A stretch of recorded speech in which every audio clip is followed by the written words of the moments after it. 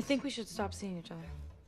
Almost everyone, regardless of their mindset, has been in love and has been rejected.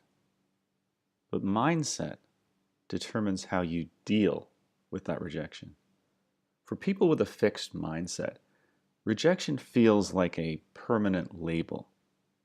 They don't know how to heal. So instead, they lash out to wound the one who rejected them. People with a growth mindset deal with rejection through understanding, forgiveness, and moving on.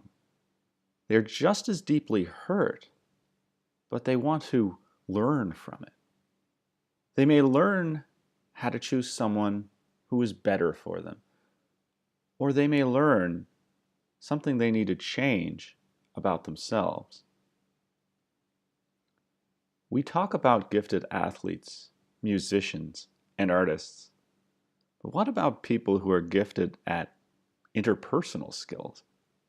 We don't really think of them as gifted. We think of them as charming, and when we see two such people in a relationship, we don't think of them as relationship geniuses. We just think they have chemistry. But, as Daniel Goleman said in Emotional Intelligence, there is such a thing as social emotional skills.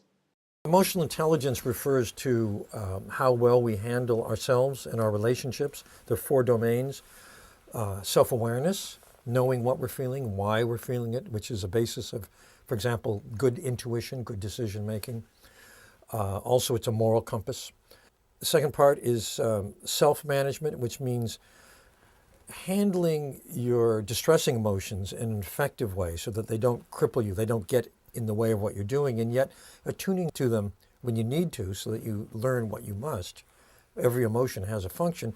Also, marshaling positive emotions, getting ourselves involved, enthused about what we're doing, aligning our actions with our passions. The third is empathy, knowing what someone else is feeling. And the fourth is putting that all together in skilled relationship. And mindsets tell us why some people don't develop such skills and why some people do. I can't do this anymore. A person with a fixed mindset not only believes that their own traits are fixed, but also their partner's traits and the relationship itself. That is, they believe that a relationship can be inherently good or bad, meant to be or not meant to be. Someone with a growth mindset believes that they themselves, their partner, and the relationship itself can be developed. Those with fixed mindsets expect everything in the relationship to go perfectly without having to work at it. They don't expect to have to help their partners solve their problem. They expect their love will magically solve all problems. Picture Julia Roberts' character in Pretty Woman, and how Richard Gere's character suddenly transformed her life and solved all of her problems. The same way that people with fixed mindsets believe that if you have ability, you shouldn't have to work hard, these same people believe everything in relationships should come naturally, or else you're incompatible. Every single relationship expert disagrees with this. The belief in low effort leads to all kinds of destructive beliefs. One such belief is that your partner can read your mind and you theirs.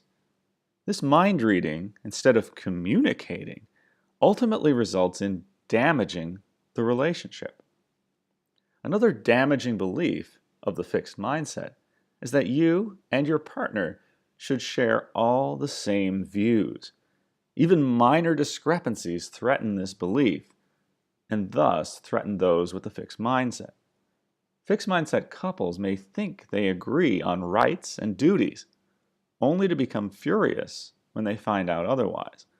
For those with growth mindsets, resolving conflicting hopes and beliefs is an expected part of the work of a relationship. Ultimately, a no-effort relationship is a doomed relationship. People with fixed mindsets are always searching for that perfect partner. Dweck tells the story of Penelope, who would fall head over heels and say, "He's the one." But then he'd buy her a tacky present, or put ketchup on his food, or wear white shoes, and Penelope would decide she couldn't live with these flaws. She had man hands. He's a regifter. She's a two-face. She's got the Jimmy legs. She's a virgin. He's poor. She's got everything I've always wanted in another human being, except for the walking. Relationship expert Daniel Weil says that choosing a partner is choosing a set of problems. You need to acknowledge your limitations and theirs, and build from there. People with fixed mindsets can go from having all good traits in each other's eyes to all bad traits. Dweck uses an example from Aaron Beck, the story of Ted and Karen. When they met, Ted found Karen's spontaneity and lightness transformed his life and found everything she said and did to be charming. Karen found Ted to be a stable and reliable man who gave her a sense of security. But a few years later, Ted saw Karen as an irresponsible airhead, and Karen saw Ted as a judgmental tyrant. Through their work with Beck, they learned to stop labeling each other and respond instead with helpful actions and support. There is a set of thoughts that Aaron Beck tells the couples he counsels never to think. My partner is incapable of change, and nothing can improve our relationship. These thoughts are almost always wrong. So why do people with fixed mindsets need to vilify their partners when the relationship starts to decline? Part of the reason is that when those with fixed mindsets fail at something, they need to find something or someone to blame. If the relationship is failing, you can blame your own permanent qualities, or you can blame your partner's. This makes it hard to forgive your partner. If you could forgive your partner and see him or her as a decent person, you would have to shoulder more of the blame for the failure yourself. People with fixed mindsets are always trying to prove their talent, and this makes its way into their relationships as well. They get into a competition with their partners to see who is smarter, more talented, and more likable. When a relationship begins, you haven't yet learned how to deal with all your partner's differences from you. In healthy relationships, you and your partner develop these skills, and the relationship deepens.